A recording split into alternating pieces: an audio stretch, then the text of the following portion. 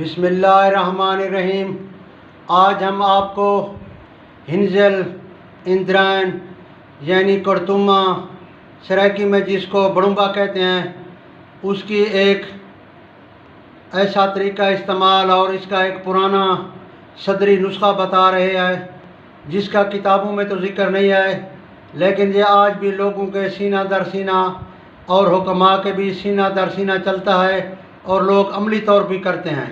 जहाँ पर यह करतुमा ज़्यादा पाया जाता है तो वहाँ पर यह सदियों से तरीका इस्तेमाल इसका आ रहा है।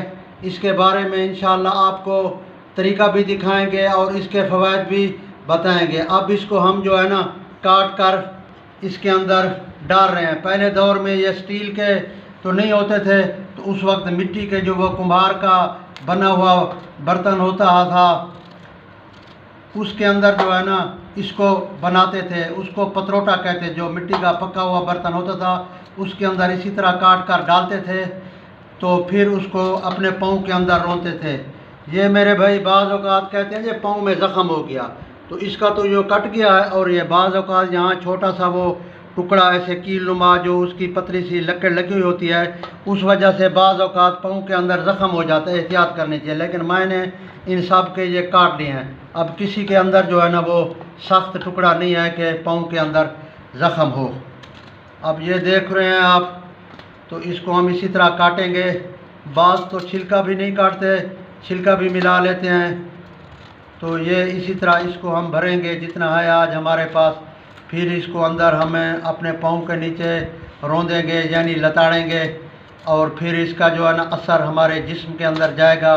हमारे जो मसाम है रिसेप्टर सेल वो इसको जज़्ब करेंगे, क्योंकि ये मसाम हमारे रिसेप्टर सेल दूर तक चीज़ को पहुंचा देते हैं। जितना टाइम हम ज़्यादा इसके ऊपर पाँव रखेंगे, जितना इसको ज़्यादा पाँव के नीचे दबाएंगे, उतना असर हमारे जिस्म के अंदर इसका ज़्यादा जज़्ब होगा। तो ये रिसेप्टर जो सेल हैं ये बड़ा काम कर जाते हैं। ये दूर तक जो है ना मसाम हमारे जिस्म में नफूज कर जाते हैं और इनका असर भी बहुत आगे तक चला जाता है और इसके फ़वाइद ही फ़वाइद हैं। ये देखो, ये भी बड़ा तरबूज के बराबर है। इसका जो है ना इतना इसको पाँव के अंदर रौंदते हैं, पाँव के अंदर इतना कुचलते हैं कि इसकी कड़वाहट जो है ना वो ज़बान पर आ जाए, फिर इसको छोड़ते हैं। इतना इसको अंदर को पाँव के अंदर दबाते हैं कि इसकी कड़वाहट ज़बान तक आ जाए। बाकी जो नफीस मिजाज के आदमी है वो कम टाइम करते हैं। ये ऐसे समझो ओवरहालिंग हो जाती है जिस्म की, जिस तरह आप ट्यूनिंग नहीं कराते मोटरसाइकिल की, तो ये भी इसी तरह खून की सफाई हो जाती है। गूदा अलहदा कर रहे हैं और छिलका अलहदा कर रहे हैं। ये छिलका अलहदा जा रहा है, ये हम इसका गूदा निकाल रहे हैं। गूदा और तुखम तो रहेंगे। ये बड़ा करतुमा जो उसके बराबर है तरबूज के। देखो, इसका गूदा काट रहे हैं और इसका छिलका अलहदा कर रहे हैं, क्योंकि छिलका ज़रा सख्त होता है। जो नफीस आदमी हो ना, या पाँव नफीस हैं आजकल अक्सर, तो उनको ज़ख़म हो जाता है। शुगर के मरीज़ों के लिए तो ज़ख़म इंतहाई नुकसानदेह है। शुगर के मरीज़ भी तो करते हैं ना अपनी शुगर को कम करने के लिए। बाज़ औक़ात शुगर इतनी कम हो जाती है कि फिर उनको मीठा खाना पड़ता है, तो बाज़ कहते हैं हमें तो कोई फ़ायदा ही नहीं हुआ। ये तो फिर अल्लाह का एक निज़ाम है, किसके लिए कोई बूटी कोई दवाई शिफा है, किसकी वो शिफा नहीं देती, उसकी शिफा किसी और दवाई में रखी होती है। बहरहाल ये है बहुत पुराना अच्छा नुस्खा और बहुत कीमती, और सदियों से ये इस्तेमाल होता आ रहा है। मरीज़ आकर हमें ख़ुद बताते हैं हमने ये नुस्खा किया था, हमें फ़ायदा हुआ था। हमने जोड़ों के दर्द के लिए किया, हमने खून की ख़राबी के लिए किया, हमें ख़ारिश थी, हमें बड़ा फ़ायदा हुआ। तो बाज़ कहते हमें फ़ायदा भी नहीं हुआ, नुकसान भी नहीं हुआ, लेकिन जिस्म के अंदर चुस्ती आ गई है इसकी वजह से। ये देखो, अब हम इसके टुकड़े कर रहे हैं, फिर ये आपको दिखाते हैं। इसका एक तरीका ये भी है, आप इसको करने के बाद ना हाथों से दबाएं, उससे भी जो हाथों के अंदर जो रिसेप्टर सेल है उसका असर भी जिस्म में जाता है।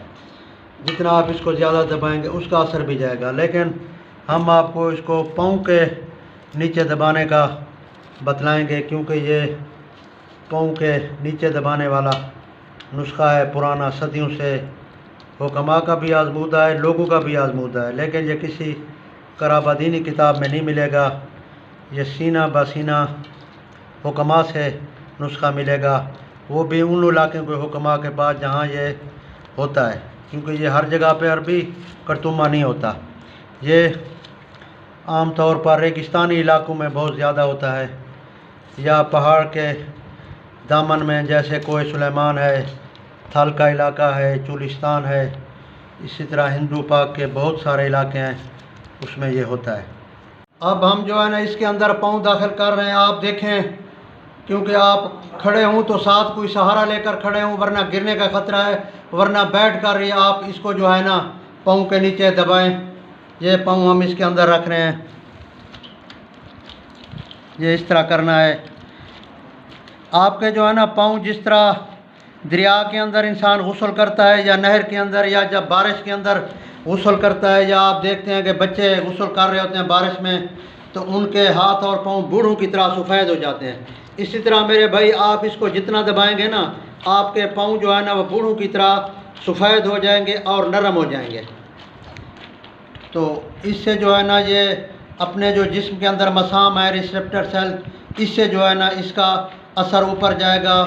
ये फालिज के मरीज़ भी करते हैं, लकवा के मरीज़ भी करते हैं, खारिज के मरीज़, जोड़ों के दर्द के मरीज़, इस्तिस्का, जलंधर जैसे पेट के अंदर पानी हो जाता है, वो करते हैं।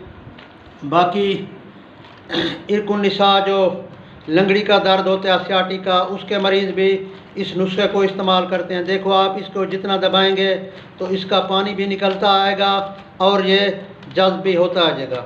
इसके करने से जो है ना आप बलगम और सौदा आपके जिस्म का कम हो जाएगा, और जो अखलात रद्दिया, 4 खिलते हैं ना हमारे जिस्म के अंदर, तिब कहती है, तो अखलात रद्दिया भी, और वो भी जो रद्दी अखलात हैं वो भी इसी तरह कम हो जाएंगी।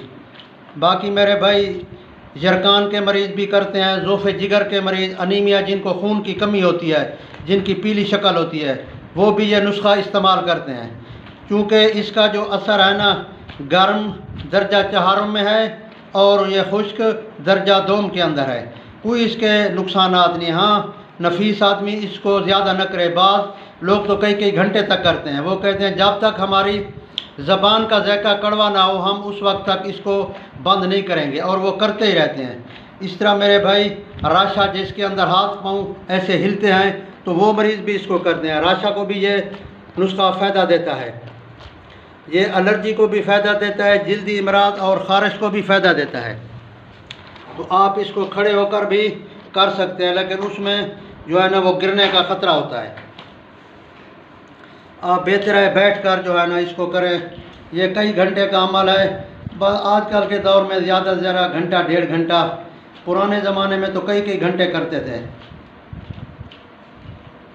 तो बाद मरीज़ कहते हैं हमें जिस मेरी मर्ज़ के लिए हमने इसको इस्तेमाल किया उसका तो फ़ायदा हमें मालूम नहीं हुआ, लेकिन एक फ़ायदा हुआ है, इससे जिस्म के अंदर कुछ चुस्ती आ गई है और हमारा हाजमा भी तेज़ हो गया, हमें भूख भी लग रही है, क्योंकि इसके कड़वे असरात हाजमे को भी फ़ायदा देते हैं। इमराज बारदा जैसे मिर्गी, फालिज, लकवा में मुफीद है। इसी तरह ये पुराने बुखार जो किसी तरीके से भी ना उतर हों, उसके अंदर भी इस तरह आप अपने पाँव को करतुमा के ऊपर रखें, उसमें भी इसी तरह ये मुफीद है। इसी तरह हर मिजाज, जैसे सफरावी, बलगमी, सौदावी, खूनी, उनके अंदर भी इसका जो है ना ये नुस्खा इस्तेमाल करना बहुत अच्छा है। आप इसको इस्तेमाल करें और फिर आप ख़ुद देखेंगे। ऐसे आप पाँव जो है ना इसके ऊपर लगाएं, इसके ज़्यादातर तलवे ऊपर के हिस्से में भी लगाएं। अगर इससे ज़्यादा हो जाए जिसमें पाँव डूब जाए टिखनों से ऊपर तक, फिर भी ठीक है। ये भी हमारा देखो अब काफ़ी इसकी ऐसे समझो सफ़ेद क्रीम निकल आई है, इसका पानी निकल आया। इसको अब हमने इतना दबाया है, तकरीबन 15-20 मिनट हो गए हैं। तो इसको जितना ज़्यादा दबाओ उतना ही ज़्यादा फ़ायदा है। तो कहते हैं जब मुंह का जायका कड़वा हो जाए तो उस वक्त आप बंद कर दो। या देखो बाज़ औक़ात कोई कमज़ोर मरीज़ होते हैं, वो कहते हैं हमें थोड़ी कपकपी या सर्दी लग रही है, तो उनको भी उस वक्त टाइम बंद कर देना चाहिए।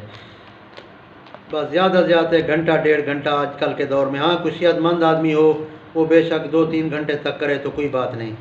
तो इसको आप सीज़न के अंदर, पुराने ज़माने में तो 3 दफ़ा लाजमी करते थे, 1 दफ़ा नहीं, 2 दफ़ा नहीं, बल्कि 3 दफ़ा करते थे।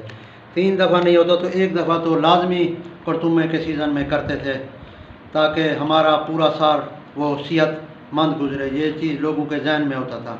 वो फिर कैसे इनको हासिल करते थे, जो गडरिए होते हैं ना, बकरियां भेड़ें चराने में, उनके ज़िम्मे लगा देते थे, खुद रहे होते वो उनको ला कर देते थे, या हुक्मा की दुकानों से ये सब्ज़ मिल जाते थे, पंसारी की दुकानें से वो ले लेते थे गडरियों से, और फिर मरीज़ों को देते, वो इस्तेमाल कराते। इंशाअल्लाह आप भी इसको इस्तेमाल करें और इसके रिज़ल्ट देखें। ये तिब का बड़ा ज़बरदस्त अनमोल नुस्खा है, लेकिन अब जो है ना, ऐसे नुस्खे नापैद होते जा रहे हैं। ऐसे हुक्मा भी नहीं रहे जो आपको ये चीज़ें बतलाएं कि आप इस तरह इस्तेमाल करें, और ऐसे मरीज़ भी नहीं रह गए जो हैं तो वो इनफरादी तौर पर करते हैं, ख़ुद अपने तौर पर। तो मेरे भाई, ये इसी तरह का नुस्खा है, आप इंशाअल्लाह इसको इस्तेमाल करें और शिफा पाएँ।